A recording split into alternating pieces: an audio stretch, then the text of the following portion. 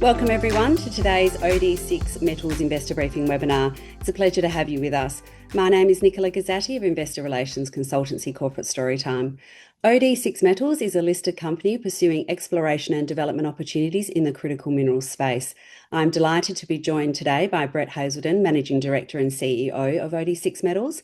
Brett will be walking us through the company's recent milestones, including major advancements in the metallurgical test work at the Splinter Rock Rare Earths project, as well as the successful completion of a capital raise to support the progression of both Splinter Rock and the Gulf Creek Copper project. Following Brett's presentation, we will open the floor to a Q&A session. So without any further ado, I am pleased to hand over to Brett. Thanks for the introduction, Nicola, and thanks to everyone who's joined in today as well. So yes, as Nicola mentioned, we've got two Australian projects, our rare earth project and our copper project, one in WA and one in New South Wales. We'll walk through those and just give everyone a bit of an update. So running through the investment highlights of where we're at with OD6. So we've just recently completed a $2.5 million raise. We've now got over $3.3 million in the bank, so we're well and truly out of that come raise issue that might be around now. So we're on to getting on with projects, drilling and other activities out there. So copper rare earths, obviously fundamentals are looking really sound, good supply-demand dynamics, and obviously lots of government talk around rare earths, which is obviously a little bit of a bump in the share price coming from both our test work results, but also the rare earth rhetoric that's around as well. So just a bit of a summary around what we're looking at with Splinter Rock. We've had some outstanding metallurgical results that we'll walk through. Our MREC and mixed rare earth hydroxide, really high purity, above 50%, they're 56 to 59% purities there. So that's really encouraging. We'll touch base on those. We're obviously looking at offtake engagement and government engagement all around the world and advancing our studies that we're working with ANSTO and CPC. And scale-up testing to happen, which I'll touch on as well. At Gulf Creek itself, due to get back out there next month in September, so later in September at this stage, just waiting for it to stop raining over there and also for the drill rig to come off the current job it's on as well. But looking to get that drill rig turning in September over there. Confirmed high-grade copper over there up to 4.6%, and the key phase 2 work that we're going into now is really around the untested targets that I'll touch on through that 7-hole drill program. And that can be obviously expanded as we get more success. And as everyone knows, share price has been down over the last year. It's come up, but there's still significant share price upside, especially when you do some peer comps, which we'll walk through as well. So let's touch on Splinter Rock, the rare earth project. So there's a number of clay basins there that you can see in the darker area, massive area there. So there's billions of tons of clay out there. There's no problems in terms of grade and volume. It's now always been about getting the metallurgical solution, which we'll touch on. And the key elements for us are the NdPr, Dy, and Tb there out of the heavies and lights. So we've got a mixture of both there. We do have obviously a bit more heavies as well in there. But the key focus and the key value really comes from those 4 elements, which is common with all rare earth projects around the world. So let's just sort of recap on where Splinter Rock's at. So we do have an existing resource of 682 million tonnes at 1,338 ppm trio. That's using 1,000 part per million cutoff grade. Not too many people do that, but we do. So there's plenty more tonnes out there. But where we see the economics is that it needs to be above 1,000 parts per million. There's good mag reo in there, again being those 4 elements, NdPr, dysprosium and terbium, being over 23% of that of the grade. Importantly, what we've seen and where we've been working towards is the inside centre prospect is an indicated resource. That's good for scoping studies and pre-feasibility studies moving forward. 119 million tonnes at the higher grade of 1,632 parts per million. So that's really our cornerstone project or main focus within Splinter Rock. That's where we'll be looking to infill drill in the future, but also expand on the resource. And there's plenty of other areas that we can obviously look for expanding resources. But if you did 5 million tonnes per annum at across that 119 million tonnes of indicated resource, there's obviously plenty of mine life out there. Overall process recoveries, we've moved away from tank leaching to heap leaching, and I'll touch on that shortly. But that's improved our overall process recoveries around that 75%. So that's including heap leach all the way through to the impurity removal steps as well.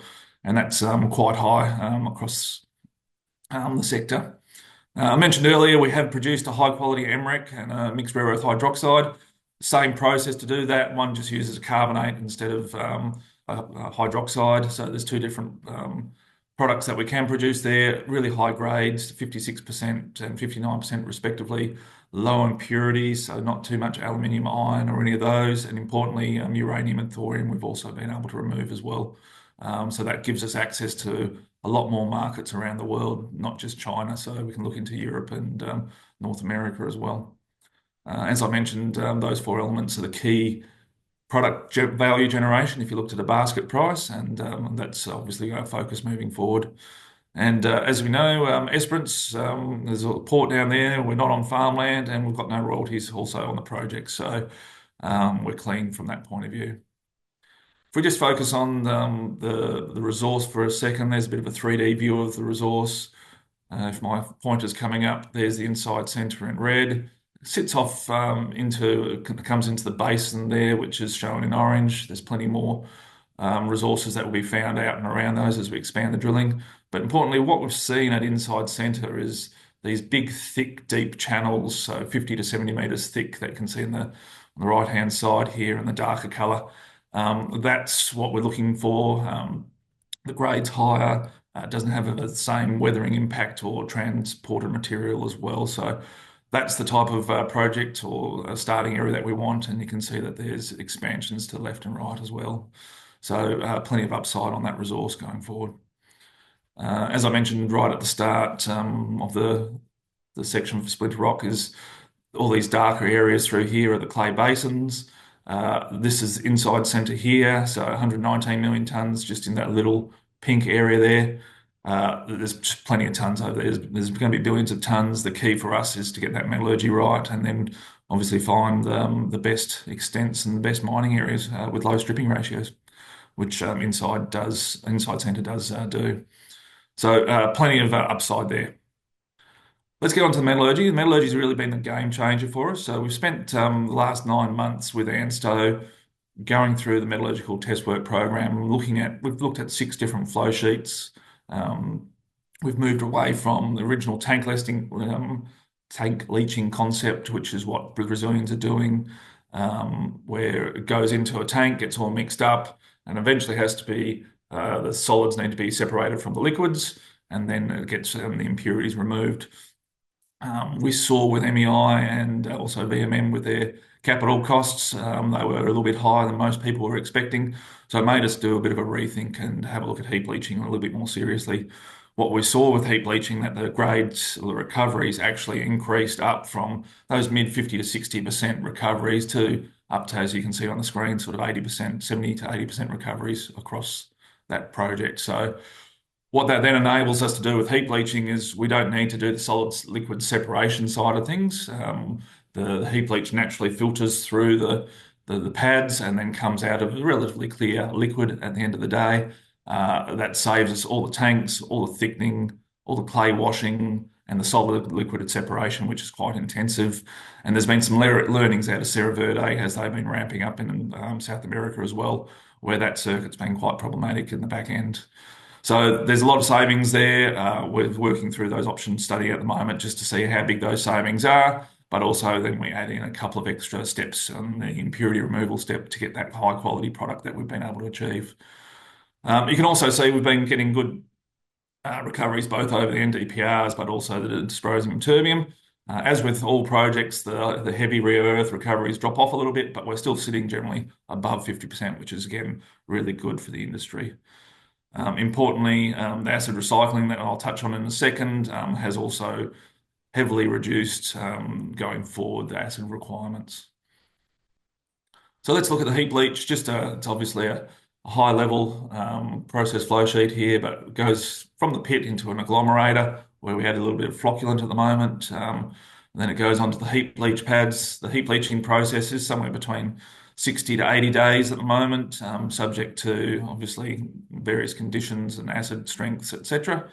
But we then get a relatively clear liquid that comes out, and we can put it through nanofiltration.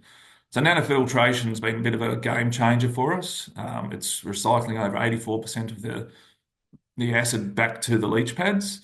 And nanofiltration is a bit like what you see in desalination processes, where it gets pushed through a filter and you can separate out two different liquid streams.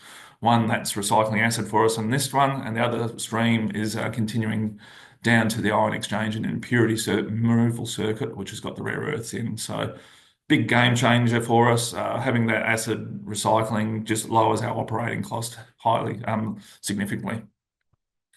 The other important thing with the nanofiltration is it's actually reducing the amount of liquid that's going downstream to ion exchange and impurity removal.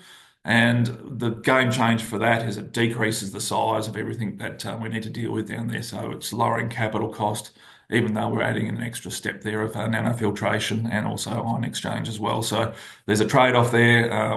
The numbers that we're looking at the moment says it pays for itself quite handsomely, both the nanofiltration and also the ion exchange.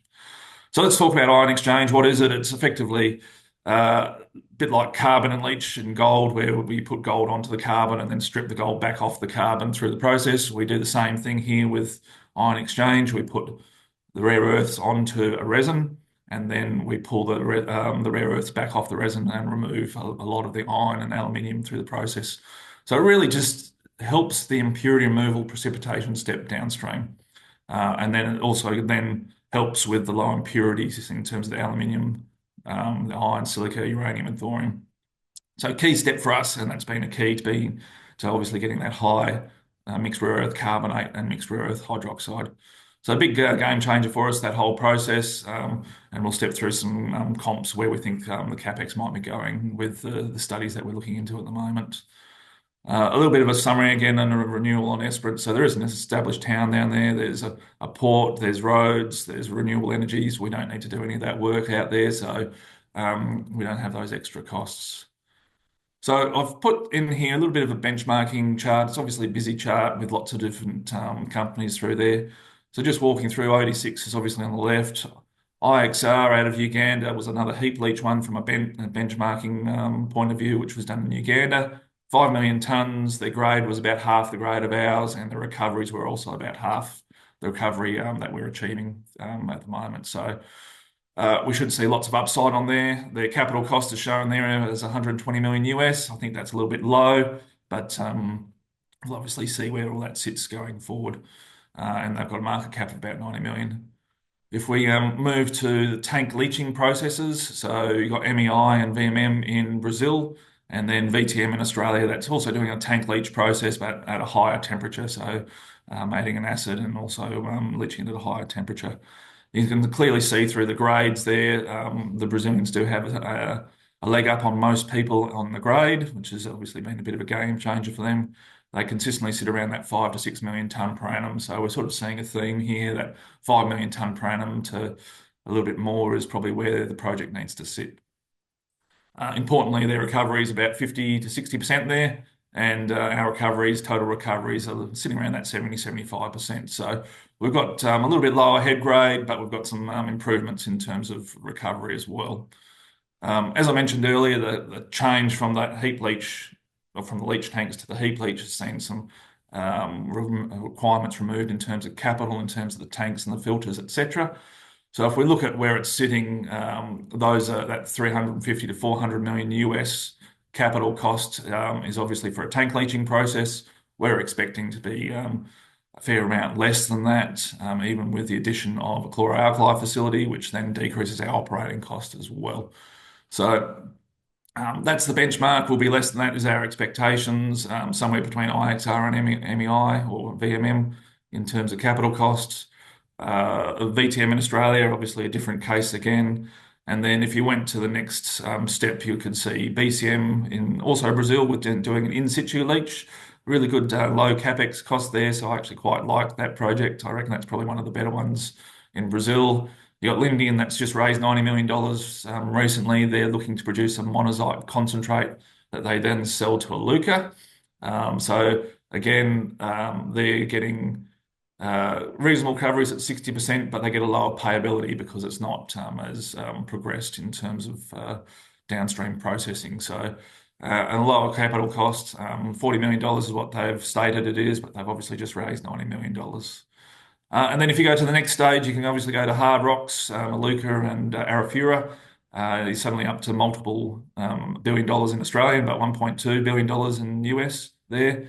And they're also looking to produce a rare earth oxide, so one step a little bit further down the value chain, and something that we should be considering as well.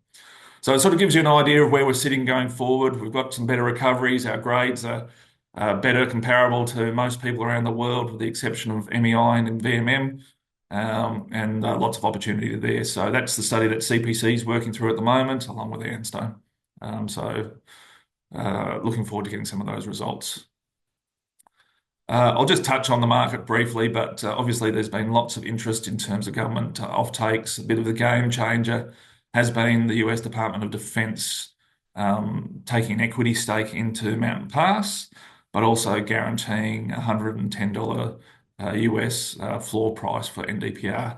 So most projects around the world, current prices are sitting around that $60 NdPr price, and slowly inching up. Most projects that are around the world can't actually pay back their capital at that price. It doesn't meet the normal financial hurdles that we see in the Western world. So hence the governments are stepping in.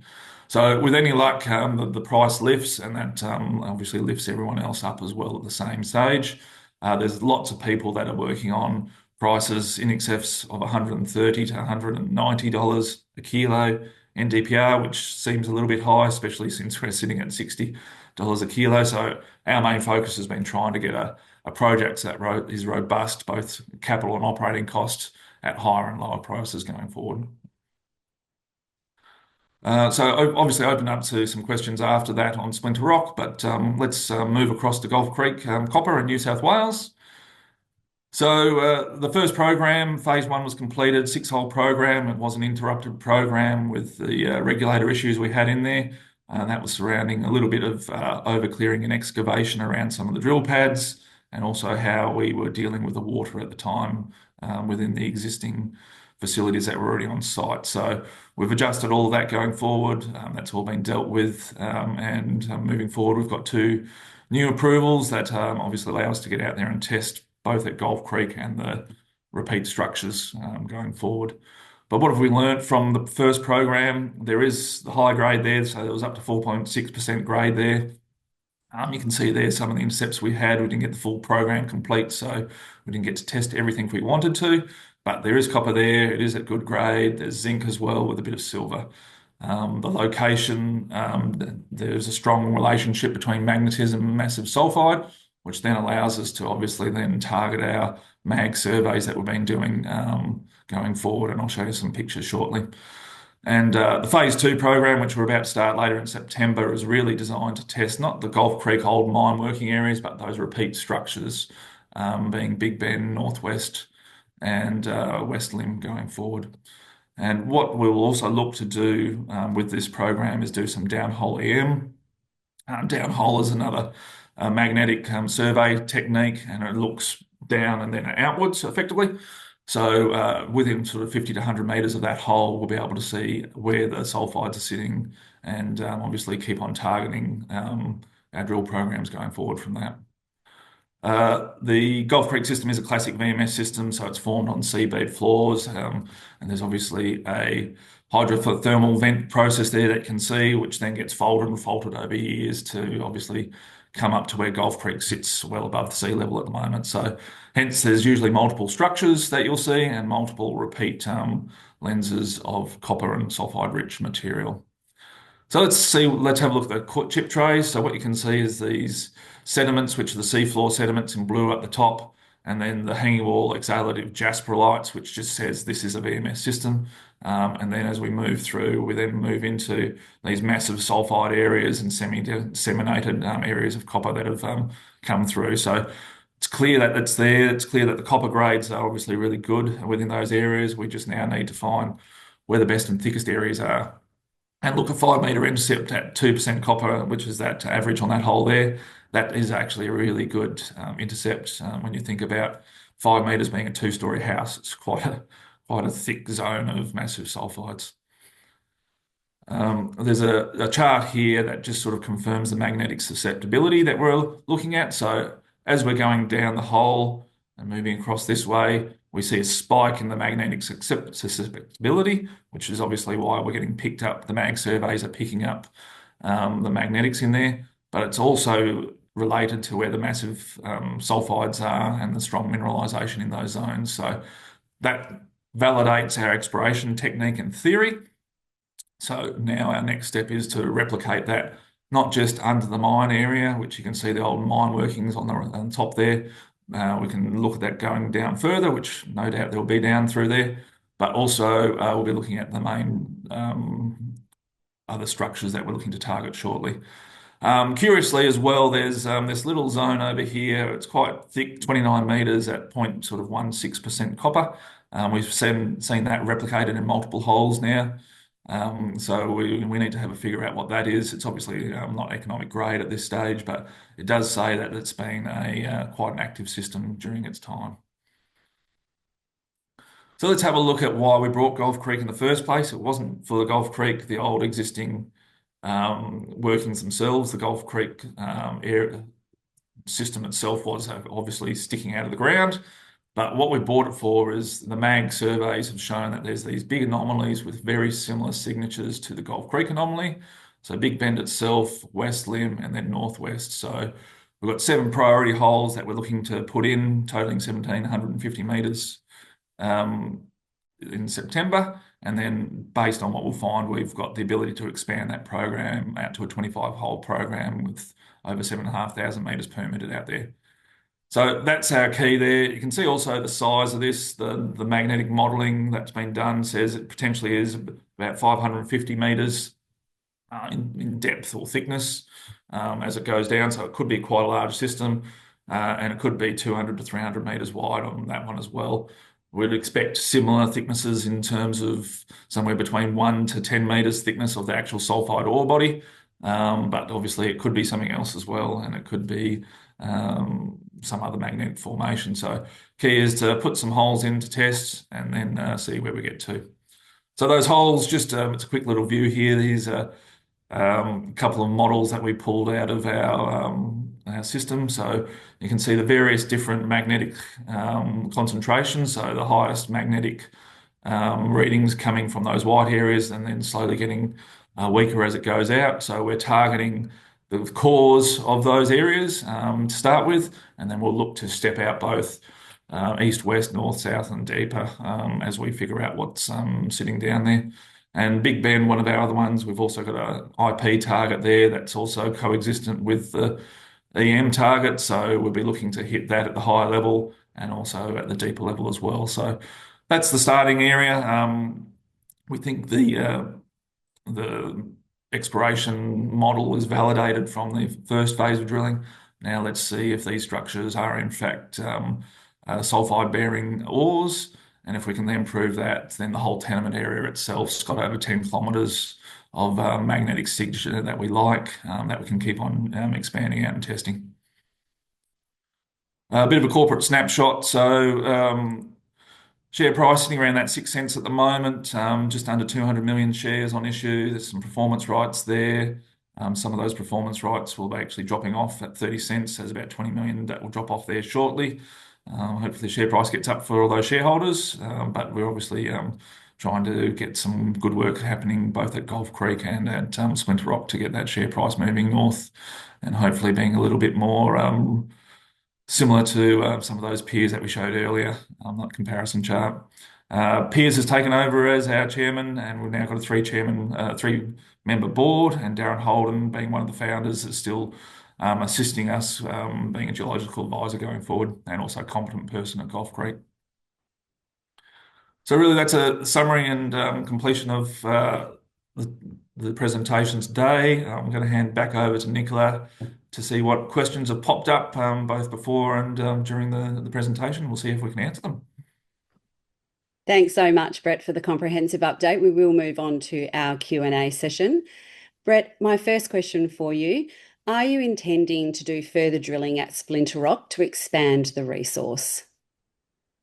So as I mentioned earlier, Splinter Rock itself's already got 600 odd million tons.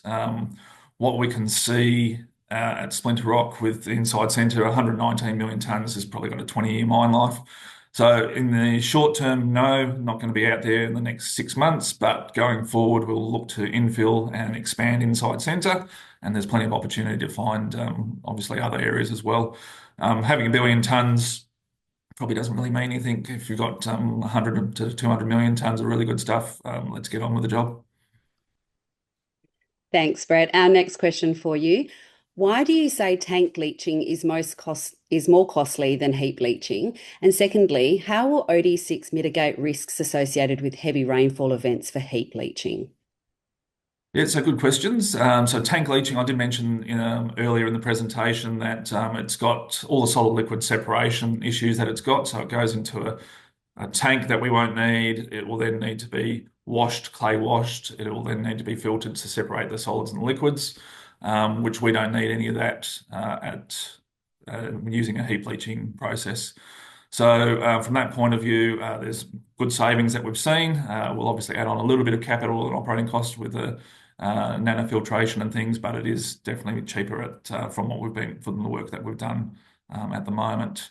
In terms of rainfall events, Esperance itself isn't a hugely high rainfall area, and not like you'll see in Brazil where there's multiple meters of rain a year. Esperance is sitting around the 700 mil or less mark, and where we are, we're a little bit further away out of what the farming areas would be, where there's better rainfall areas.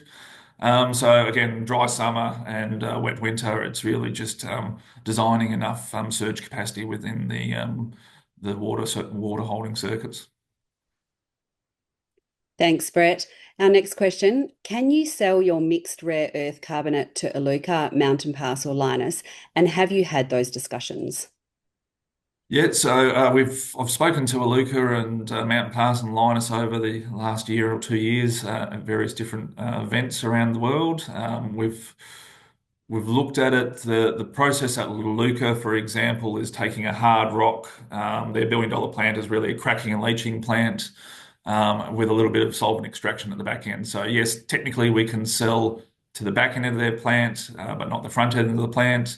But it probably doesn't make a huge amount of sense at the moment, given we've got to take it through to a mixed rare earth carbonate. Anyway, Lynas obviously has a Malaysian plant there for separation, so they could take our MREC product and form it into a rare earth oxide, which would make sense. But equally, there's other people around the world that can do that, like Neo Metals and some of the Chinese, obviously.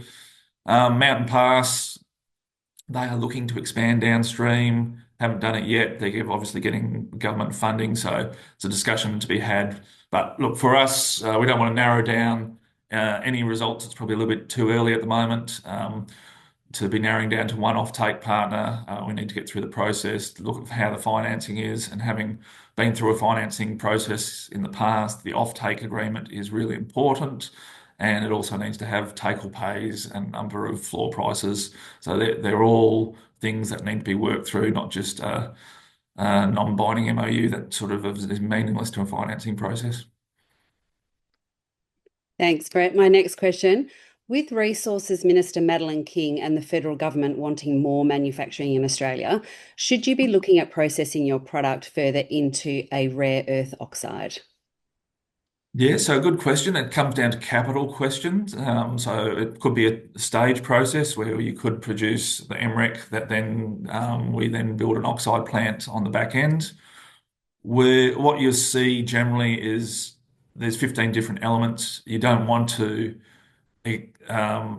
extract all 15 elements into oxides because it's just too costly a process. So there is a potential there that we can look at selective oxides, so an NdPr oxide, for example, and even a dysprosium and terbium oxide using a solvent extraction process.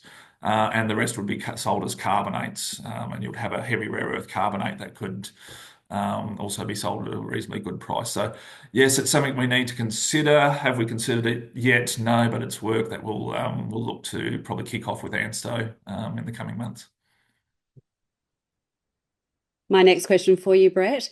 Are you talking to the government agencies in Australia like Export Finance Australia, NAIF, Clean Energy Austrade, etc.? So yes, the short answer is not NAIF. NAIF's Northern Australian, so we're sitting in Esperance in the southern part of Australia. So unfortunately, NAIF won't be there. But yes, we have had chats, obviously, with all of those people. We're still obviously at the stage we're at and going through the process. We'll continue having those chats and look to at some stage, hopefully, get some finance ability from them. But there's obviously other finance solutions out there as well. We just need to work with the governments and look at who our final customer will be, because that will probably be a key to how you finance the project as well. My next question, with two compelling projects, how would the company prioritise spending at Splinter Rock versus Gulf Creek or vice versa? Yeah, it's a good question. So Gulf Creek, I'll start there. So Gulf Creek we're about to go into that short drilling program for 1,700 metres. That's about a $600,000 program. We'll see, based on the results there, whether that continues to be expanded on and we keep on drilling further out there, or whether we need to have a rethink about that. So we're sort of limiting our risk with a small spend over there of $600,000, and then that can be expanded accordingly. In terms of Splinter Rock, that's going to have a larger spend. We're sort of looking at the $1.5 to $2 million spend on that over the next 12 months. A lot of that is with ANSTO scaling up the test work side of things, and also getting sufficient product out of that test work to be able to give samples to overseas potential customers. So main priority is really sitting around Splinter Rock at the moment, going forward in terms of planned spend. But equally, if Gulf Creek suddenly keeps on hitting really good copper mineralisation, then we'll look to expand that program. Fantastic, Brett. Our next question for you. What arrangements are being put in place to ensure that Gulf Creek drilling program is conducted in accordance with approved permits? Yeah, so it's a good question. So we obviously got a bit of a touch up from the regulator over there. So we did have a New South Wales-based team over there that have been familiar with it. It was a set of permits that we didn't put in place. We inherited from the previous owners. So no excuses on any of that. There's a couple of things that didn't occur right. We've now tightened up all the processes. The new permits that have been issued for the new programs that we're looking at doing, we've done them ourselves. We know the detail. We've obviously been in deep discussions with the regulator over time, so we understand what their requirements are. We've put people and processes in place to meet those, and we'll have some OD6 boots on the ground at various points through that program as well. Sounds like a good plan, Brett. And my last question for you today. Previous presentations by OD6 have highlighted the desire to run an airborne magnetic survey across the whole Gulf Creek project. Given the close association between magnetism and massive sulfide mineralisation, are there any plans to conduct this in the near future? So a good question again, and some really good detailed questions here. Obviously, our focus has been around the expanding around the existing mining footprint at Gulf Creek and going out to those three main targets: Big Bend, West Limb, and Northwest. We do have existing other mine footprints in the area as well, being Murchison. They do show up on a magnetic survey that we've got there. So yes, there is potential that we should be, and we will be looking to expand the whole area of the tenement under a mag survey. But let's just make sure there's some copper there first before we go spend too much money, and make sure it's in the areas that we think before we get out there and do too much work. Thank you, Brett. That does bring us to the end of the Q&A session today. And as always, if you have any further questions, please feel free to email us at info@corporatestorytime.com. Brett, before we close, do you have any final comments you'd like to share? Look, just thanks for everyone for joining us. Thanks for the new shareholders that have also joined the company. We're looking forward to hopefully having some really good success out of Gulf Creek in the coming drill program. But equally, Splinter Rock has really sort of taken back off again, and is a key project around the world. So we look forward to getting the test work and offtake agreements and everything else that needs to be done to get that project moving forward. You've got some busy time ahead of you there, Brett. This does conclude our webinar for today, and a recording will be available shortly and shared through both OD6 and Corporate Storytime social media channels. On behalf of OD6 and Corporate Storytime, thank you all for joining us, and we look forward to welcoming you to our next investor briefing webinar. Enjoy the rest of your day, everyone. Thanks, Brett. Thanks, guys.